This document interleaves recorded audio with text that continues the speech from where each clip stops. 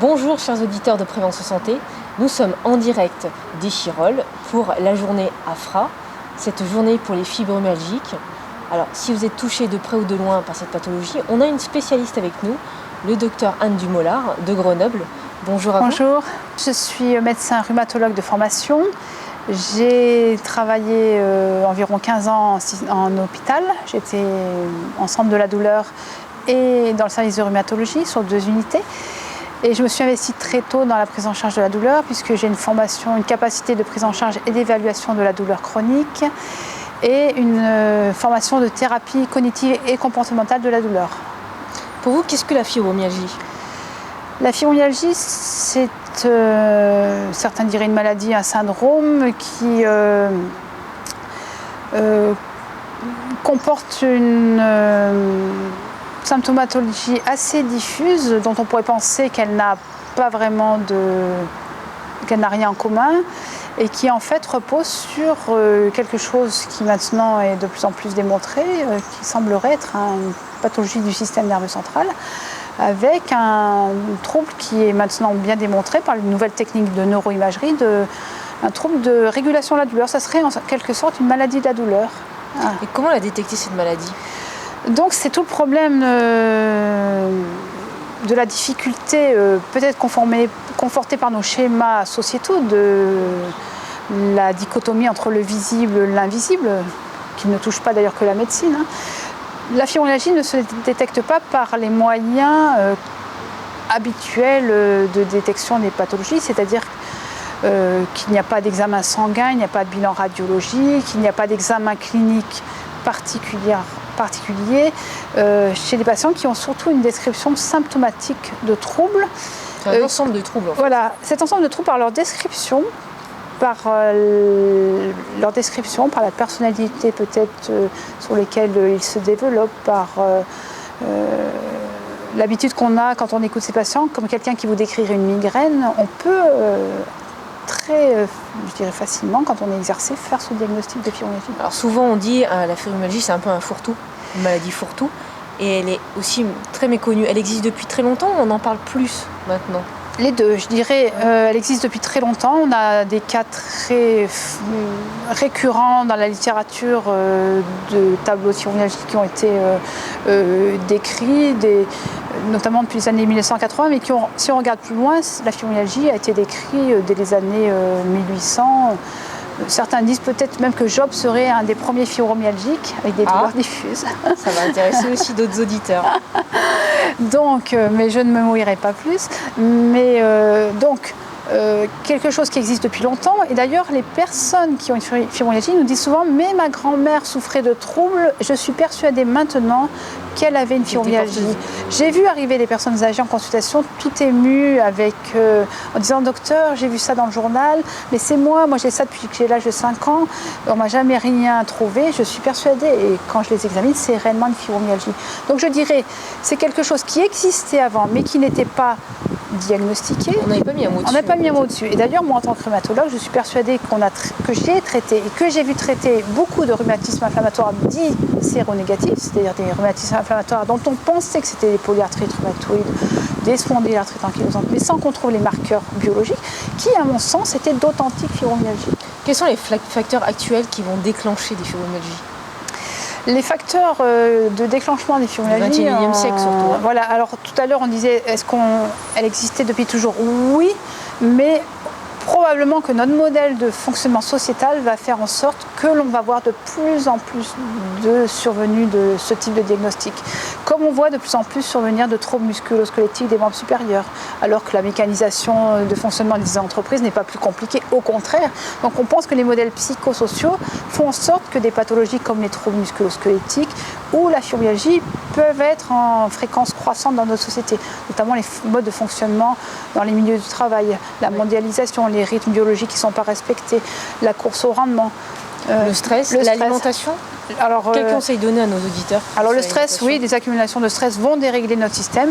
À mon avis, le stress pour moi génère des tas de dérèglements qui vont conduire à différentes pathologies, que ce soit des problèmes de thyroïde, de diabète, etc. Pour certains, ça va être plus une fibromyalgie.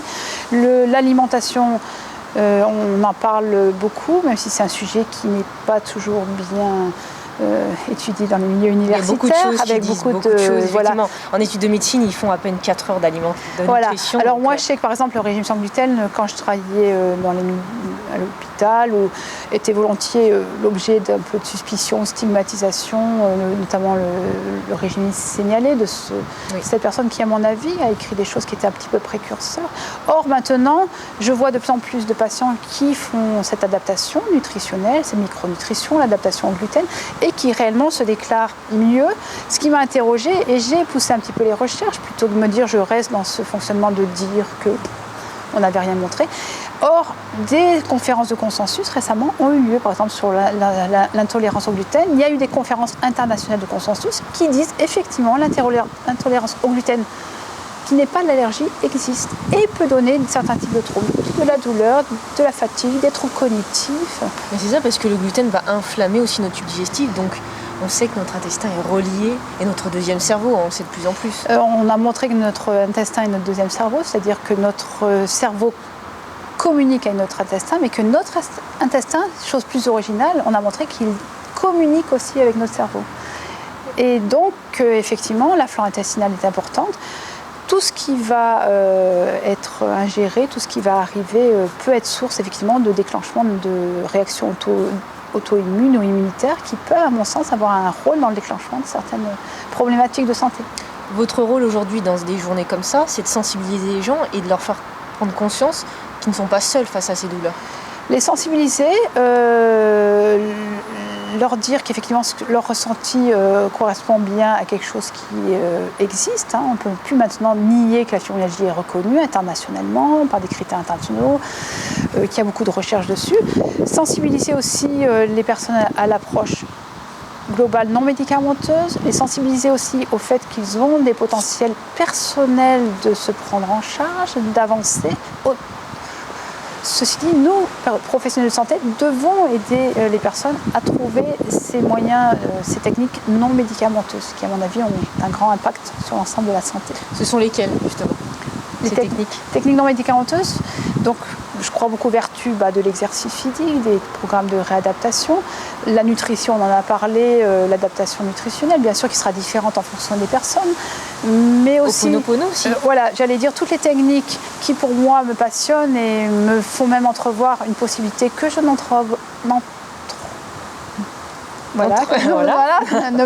n'imaginez pas, c'est-à-dire de penser qu'on a un propre potentiel de sécréter nos médicaments intérieurs, c'est-à-dire que une forme d'auto-guérison. Tout ce dont on a besoin, on est potentiellement capable de le sécréter. Et on a montré que des techniques comme la pleine conscience de l'instant présent, dire là où je suis sous ma douche, je suis en voiture. C'est pas facile à faire. On a montré que pratiquer la vie en pleine conscience de l'instant présent était bénéfique pour la santé. On a montré que ça a aidé le cerveau à recréer des connexions et à resécréter ce dont on a potentiellement besoin. C'est vrai que dans notre société, on a du mal à vivre l'instant présent. On est dans une société du faire, on est dans une société de l'action, mais on se rend compte que de plus en plus les personnes sont dans le faire, mais toujours dans le faire qui est centré sur l'après et ne sont pas dans l'être intérieur. Je pense que notre rôle, c'est d'être en prévention, y compris dans les milieux scolaires, d'apprendre à nos enfants à prendre le temps à être dans l'être, à être là où ils sont, que être dans le faire n'est pas forcément source d'une meilleure société, d'une vie plus épanouie, de meilleurs rendements même, j'allais dire. Et je pense qu'on a à réfléchir globalement, au-delà de la santé, sur notre fonctionnement sociétal. Par rapport aux neurosciences, quelles sont les études qui ont été démontrées ? L'avantage des neurosciences, c'est que comme la science a besoin de mettre des faits sur des choses, tout ça dont je parle pourrait passer pour quelque chose dont certains ont pu être réveillés très tôt et qu'on a pris pour des personnes qui étaient en dehors des voies sacrées. Mais je dirais qu'on est en train de montrer que des choses qu'on estimait être un petit peu du New Age ou des choses un peu ésotériques sont en fait maintenant prouvées. La pleine conscience a été démontrée. Les bouddhistes, certains vont se passionner pour la science comme Mathieu Ricard, pour la neuroscience, et se sont donnés à faire l'objet d'études. On a montré que les moines qui méditent ont des cerveaux qui se reconnectent, qui sont en expansion, qui sont beaucoup plus développés que d'autres personnes. Donc les neurosciences permettent d'objectiver des choses et de pouvoir dire à nos patients allez-y, parce qu'en plus on a des objectivations d'un mieux et on a toujours besoin d'être aidé par... On a besoin de l'entourage. On a besoin de l'entourage. C'est vrai qu'un des symptômes, enfin on va dire de l'aide pour être de plus en plus malade, malheureusement, c'est de s'isoler, d'être seul. On a besoin de l'autre. On a besoin de l'autre. Alors la solitude peut être parfois utile quand on a besoin du retour au soi, c'est-à-dire quand ces personnes sont dans le faire, de dire vous retournez au soi pour travailler à comprendre qui vous êtes. Moi je pense que la maladie vient parfois nous dire arrête-toi et va chercher qui tu es, l'éveil à la conscience. Mais on a besoin de l'autre, donc l'isolement peut être difficile. Cet isolement peut être créé parfois par l'impression de ne pas être compris, de ne pas être reconnu, donc ce qui peut amener à l'isolement. Et ça, il faut savoir le briser parce qu'effectivement, il peut aggraver la personne. Nos sociétés peut être un petit peu difficile face à cette fatigue chronique qu'on peut avoir quand on est fibromyalgique. La fatigue, je dirais, est parfois, et souvent même, parfois beaucoup plus difficile à gérer que la douleur elle-même. D'une part, en tant que telle, parce que l'intensité peut être suffisamment importante pour gêner le patient dans tout son quotidien le plus simple de vie, mais aussi sociétalement, parce que la fatigue, très clairement, c'est le modèle du symptôme qui fait l'objet d'un regard social. On doit être fatigué parce qu'on a fait, on est fatigué parce qu'on a fait du sport, on est fatigué parce qu'on a produit une journée de travail. Mais dès qu'on sort de ce cadre, on n'a pas de raison d'être fatigué. Tu ne peux pas être fatigué, tu n'as rien fait. Donc tu t'es reposé une journée, tu ne dois pas être fatigué. Ouais. Or, on est dans la dimension de la fatigue maladie, la fatigue d'une mononucléose infectieuse, la fatigue d'une hépatite C, la fatigue d'un cancer va être différente d'une fatigue de l'activité. Et pour des pathologies comme la fibromyalgie qui sont moins reconnues qu'un cancer ou qu'une hépatite C, on a en plus, même si je pense que pour une hépatite, c'est encore difficile à prouver qu'on a une fatigue. Mais pour des pathologies où en plus on a ce regard déjà suspicieux, ça va être encore plus difficile à gérer. Un dernier mot pour nos auditeurs, un conseil, une recommandation? Une recommandation, c'est de toujours garder l'espoir et de toujours se dire qu'on a en soi un trésor qu'il ne faut pas hésiter à mobiliser, à aller chercher au fond de soi.